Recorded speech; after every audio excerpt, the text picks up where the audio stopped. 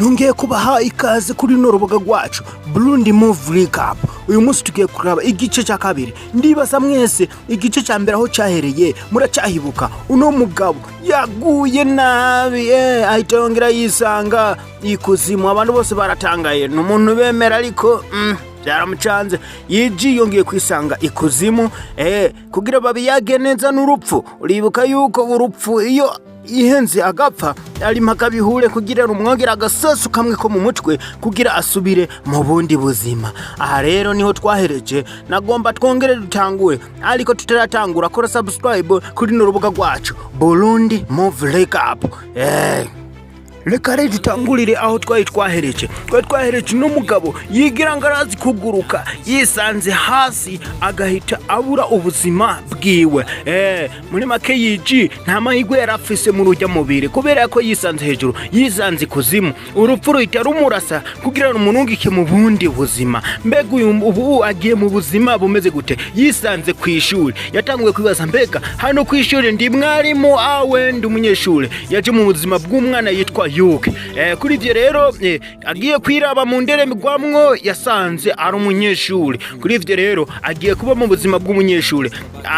Yuke rero sasa afise nyina wiwe, so wiwe yapfuye. Yuke agifise imyaka 5. Nyina wiwe akora uko ashoboye kugira Yuke ashobore kwiga amere neza. Yuke nawe ntabwo yigera abwira nyina wiwe ibibazo ahura navyo kwishuri, uburyo abanyeshuri bagenzi biwe bamunyanyase, bamutesa, bamubabaza cyane, baramubabaza bakanamurekodinga.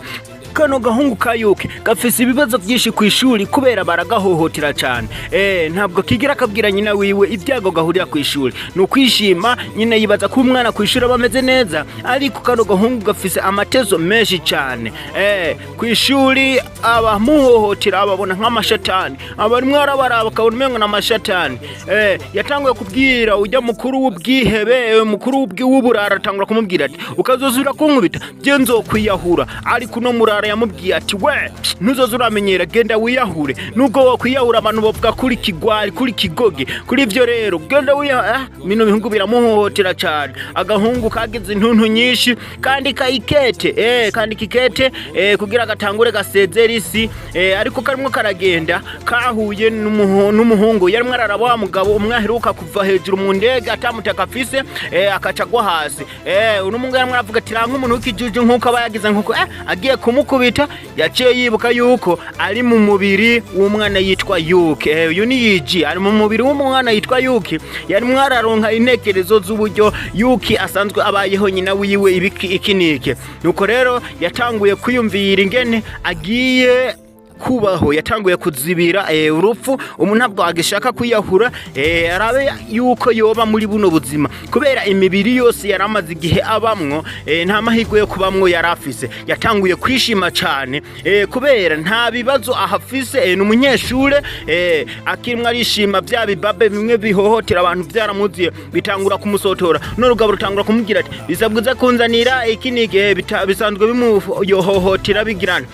Ariko wibuke Yiji ntabwo ari kigoge. Yiji wibuke no mubiri arimwe akoresha umubiri neza. Yiji wibuke yaranukiwe n'umuhatari amaze gupfa imvu nyinshi. Kuri ivyo rero bano bagabo bibaza ko aragwana no Yuke, kumbe ni Yiji amurimwo. Yiji we nta bintu by'imikino agira. Yatanguye kugira nsaba imbabazi, unoga bwasi kumusaba imbabazi. Yiji agiye kurumariza n'ingumu yahise afatwa n'ikiri kigaba cikije. Kino nico gikuru cyo kwijuri, nico kigaba gifize imbaraga. Yagiye kucataka wapi? Ariko runogabo rwafise imbaraga wewe n'urugabo ntabwo rushobora. Nigwo rubabe go kwishuri, nigwo rufise. Yiji arakubitwa bamutwara ahantu nyere baranamwongera baranamunoza neza. None umuhungu agiye akiguma mukubita n'uruhungu rwavuze ati kihoze nakana kababarire. Akano kahise kandi mukubita runo rubabe. Wibuke gwagafashije ariko kaguma karukubita. Umushiri wakajya gahungu yaraje amubwira ati ngo tugende. Yiji niho yaciye ahabonera gukira, bahita baragenda baramurekura. Kano gakobwa mbese nkaho gatari kamufashije kabishaka. Yiji yatashe muhira. Wibuke yamaze kubona inkuru, yamaze kubona inkuru y'uyu mubiri arimwe wa Yuke. yarebye agafoto acabona n'agapapuro kamanitse hejuru ku rukote kamwibutsa kurya, acatangura kwibuka nyina wiwe, na nyina wiwe yaramukunda cane, barakoropana, nyina we arimwo arakora akazi kamufasha, nyene umunezero wari mwinshi, ibintu vyari bimeze neza cane. Yuki yaciye atangura kumva yishimiye buno buzima bw'uno Yiji, yaciye atangura kumva yishimiye buno buzima bwa Yuki, iyo aravye kano gapapuro kamwibutsa ibintu vyinshi cane. Nyina wa Yuki yaraje avuye ku kazi, wibuke uno mubiri ni Yiji awurimwo, yaraba uburyo nyina wa Yuki amwitaho cyane, bikamutera kwibuka nyina wiwe, bikamutera n'amarira, yaguma yibuka nyina wiwe, Yiji yaguma yibuka nyina wiwe, nyina we yamwitaho, uburyo ibintu byari bimeze neza cyane. Buri munsi Yuki Yiji avuye ku ishuri yazasanga indya bamuteguriye, nyina we wamutegurira two kurya, yibuka n'igihe yiyahura nyina wiwe yarimwo aramutelefona kw'isimu. Wivyo rero byose yaravyumvira bikamucanganya. Hano akirimwo ariyumvira telefone nyina wiwe, yimvira mama ndamutelefone, yabonye message ya gwa ruhungu rumwe rukunda kumuhohotera ku ishuri ruvuga ati uzonzanire amafaranga runaka. Wibuke uno mubiri ntabwo ari ka Yuki kawugendesha, ni Yiji, kandi wibuke Yiji n'umuhatari, n'umuntu yinukiye, n'umuntu yama yahuye n'urupfu buri munsi. Kuri ivyo rero nta kintu hoza ugirane umukangisha, yafashe umugambi wo kuza kuraba uburyo yohangana n'ujya mu babe w'ishuri, ujya muntu yigira umuhatari. Yatanguye kwiyumvira ati nkoresheje rujya ruhungu rwa Toro, runo ruhungu rurerure bagwitwa Toro, rumwe ruzi kugwana cyane, ati nzorukoresha. Uno bahuriye ku ishuri kwitwa leta, tangura kumubwira kubera iki wewe wemera kugendeshwa na burya buhungu, uraburushinga uvuwe n'ufise imbaraga nyinshi, kubera iki uba ushaka kugirane, bisabwa wihe icyubahiro. Runo rugamo nagwo biraboneka ntabwo gwishimira ujya muhungu, gwavuze ati ujya noshobora kumukubita n'amaboko nashize inyuma, ariko ujya muhungu afise abajama bibahata akibivuga kahize kaza, karamusuzugura cyane. Uno muhungu runo rubabe hamwe na Yiji bagiye inama y'imipango bari buze gukora, kugira ujya muhungu bamunyoshe.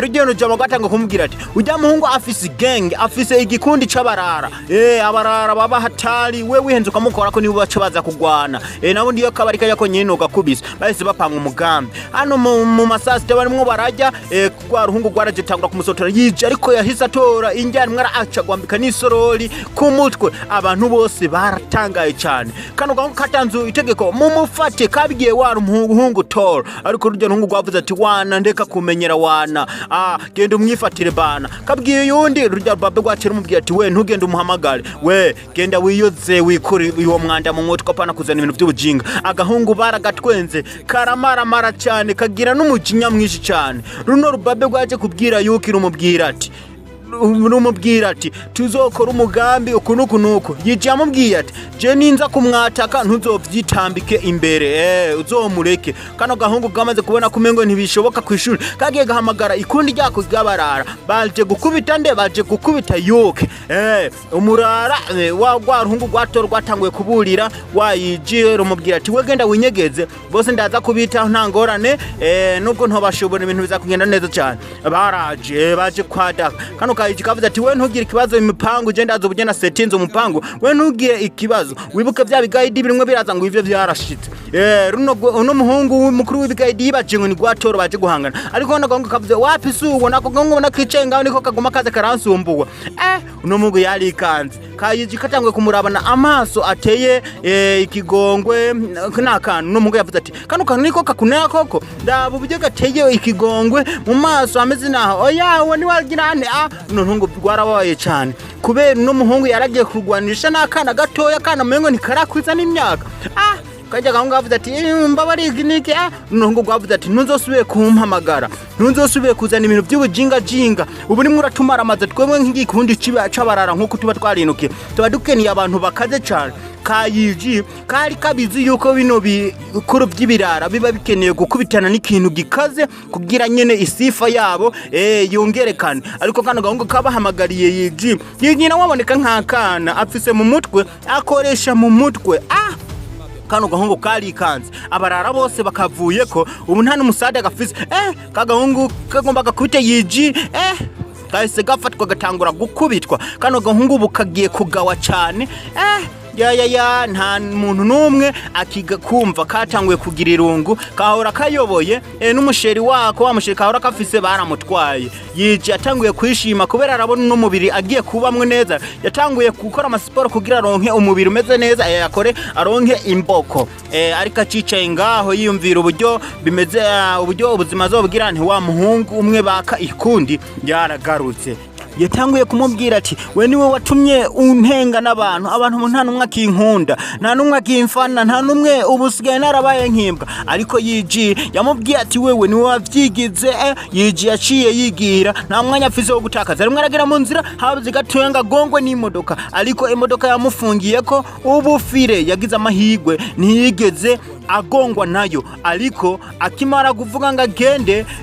yararavye inyuma bahise bamukubita uruntu rw'urucupa mu mutwe atangura kuva amaraso uwo ninde ni wa muhungu yaborewe yatanguye kumucumira aramucubaje ahita aramwica yiji yisanze mu cumba c'urupfu reba igice ca kabiri naco twagishitseko igice ca kabiri kiriko episode ya gatatu nayo ni mu nyuma